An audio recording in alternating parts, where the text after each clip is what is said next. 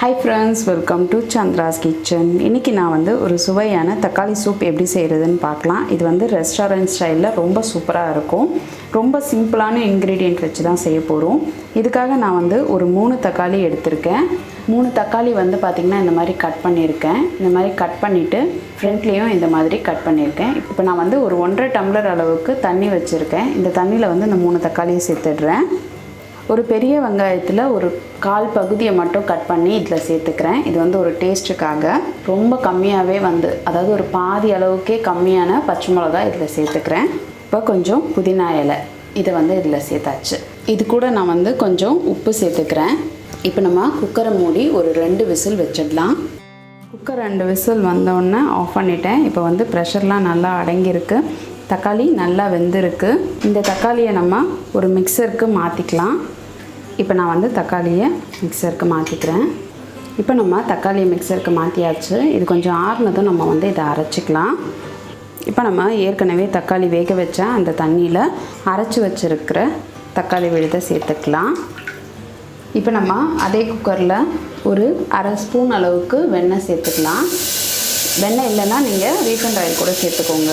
அடுத்தது இது கூட நம்ம ஒரு 1/4 ஸ்பூன் இஞ்சி நறுக்கி வச்சுருக்கிறதையும் 1/4 ஸ்பூன் பூண்டை வந்து நறுக்கி வச்சு சேர்த்துக்கிறேன்.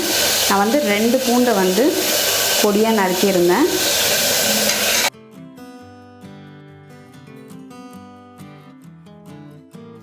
இது கூட நான் 1 ஸ்பூன் அளவுக்கு கெச்சப் சேர்த்துக்கிறேன். கெச்சப் சேர்க்கும் போது அதோட டேஸ்ட் வந்து இன்னும் நல்லாயிருக்கும். சும்மா இதை லைட்டாக கலந்துருங்க. அடுத்தது நம்ம அரைச்சி வடிகட்டி வச்சுருக்க தக்காளி சூப்பை இதில் சேர்த்துக்கலாம். இப்போ நல்லா இதை கலந்துருங்க. ஏற்கனவே நம்ம உப்பு சேர்த்துட்டோம். அந்த உப்பு இதுக்கு கரெக்டாக இருக்குது. உங்களுக்கு தேவைப்பட்டால் நீங்கள் இப்போ கொஞ்சம் உப்பு சேர்த்துக்கோங்க. இப்போ நான் காரத்துக்காக ஒரு 1/2 ஸ்பூன் அளவுக்கு மிளகுத்தூளை இதில் சேர்த்துக்கிறேன்.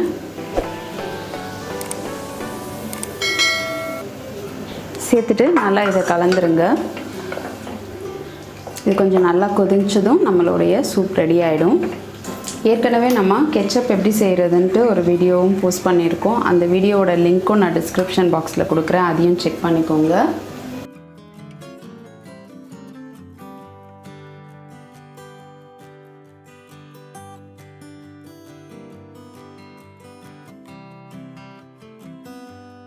இப்போ நம்ம கடைசியாக கொஞ்சம் கொத்தமல்லி சேர்த்துக்கலாம். இப்போ நம்மளுடைய சுவையான தக்காளி சூப் சூப்பராக ரெடி ஆகிடுச்சு. இப்போ நம்ம ஒரு தட்கா பேனில் ஒரு ஸ்பூன் நெய்யும் ஒரு 2 ஸ்பூன் அளவுக்கு எண்ணெயும் ஊற்றிருக்கோம். இப்போ இது சூடாகிடுச்சு. ப்ரெட்டை வந்து இந்த மாதிரி சின்ன சின்னதாக கட் பண்ணியிருக்கோம். இதை பொரிச்சுக்கலாம். இது வந்து நம்ம சூப் மேலே டாப்பிங்ஸ்க்கு போடுறதுக்கு ரொம்ப நல்லாயிருக்கும். வந்து கார்ன்ஃப்ளாக்ஸ் இந்த மாதிரி ஏதாவது பொரிச்சு கூட போடலாம். ஆனால் வந்து ப்ரெட்டு போடும்போது அது நல்லா ஒரு டேஸ்ட் கொடுக்கும். இதை வந்து நல்லா கோல்டன் ப்ரௌனில் நம்ம வந்து பொரிச்சு எடுத்துக்கலாம்.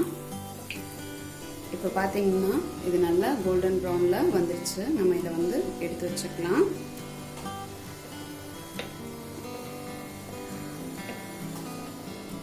ப்ரெட்டோட அந்த கார்னர்ஸை கூட நீங்கள் வந்து இதில் பொரிச்சு போட்டிங்கன்னா நல்லாயிருக்கும். நான் வந்து அந்த மாதிரி ஒரு 2 கார்னரை வந்து கட் பண்ணியிருக்கேன். ஸோ இப்போ இதை எடுத்துடலாம். ரொம்ப ஈஸியாக டேஸ்டியாக இருக்கக்கூடிய இந்த தக்காளி சூப்பை நீங்களும் உங்கள் வீட்டில் ட்ரை பண்ணி பாருங்கள். ட்ரை பண்ணி பார்த்துட்டு உங்களுடைய ஃபீட்பேக்கையும் கமெண்ட்டையும் எங்களுக்கு சொல்லுங்கள்.